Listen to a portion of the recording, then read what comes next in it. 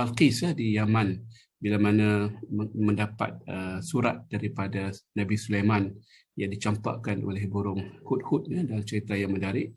Dia kata, nak buat apa ni, dapat surat ni, minta datang menyerahkan diri sebagai Muslim di Palestin, sedangkan mereka ada kerajaan yang besar di Yaman.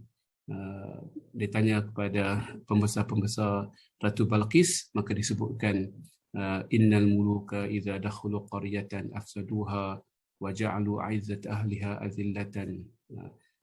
Kata pembesar penasihat Ratu Balqis, innal muluka, sesungguhnya raja-raja, pembesar-pembesar, macam Nabi Sulaiman inilah dianggap begitu. Bila mereka masuk satu negara, mereka menjajah, menaklukkan satu negara, mereka akan merosakkan negara itu, tebang pokok, hancurkan infrasarana, bunuh segala aspek-aspek ketamadunan, wa ja'alu 'izzat ahliha azillah, dan menjadikan kemuliaan negara itu azillah, hina dan dihinakan. Kemudian Allah masukkan itu kata-kata pembesar Ratu Balqis. Allah sebutkan wa kadzalika yaf'alun.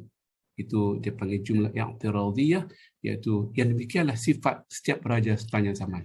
Itu statement daripada Allah Subhanahu wa taala, wa kadzalika yaf'alun. Bukan statement Balqis, bukan statement pembesarnya, statement daripada langit yang mengiyakan dan memberikan satu teori sifat raja ini. Bila mereka berkuasa, mereka memerintah, mereka masuk negara lain, mereka senang menghancurkan negara itu dan menjadikan kemuliaan kehinaan. Jadi bila kita baca ni, rakan-rakan sekalian, saudara dan saudari, tuan-tuan dan puan-puan, kita kena baca dengan penuh penelitian. Barulah kita dapat menjerap segala perkara itu. Jangan baca, ada orang baca cepat. Ada juga orang kata apa, fast reading. Tak salah, bagi saya fast reading tu boleh buat. Tapi saya bukan bermazhab fast reading.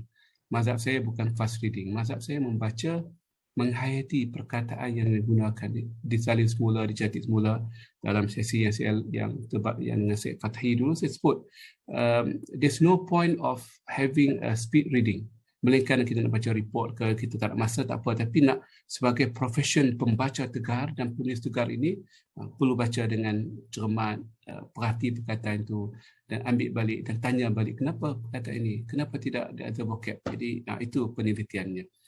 Apatah lagi bila kita menulis. Bila menulis ni lagi perlu kepada diligent, kepada pembacaan. Kita membaca untuk menyerap maksud dan makna dan gelombang penulis yang mungkin mempunyai satu makna yang ingin di share dengan kita.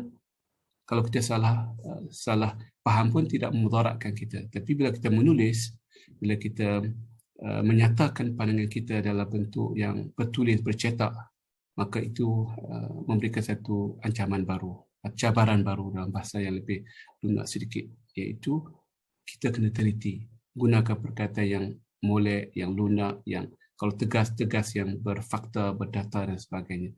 Sebab itu penelitian adalah sifat pada seorang pembaca dan seorang penulis. Nak jadi lebih teliti pribadi kita, bacalah dan tulislah.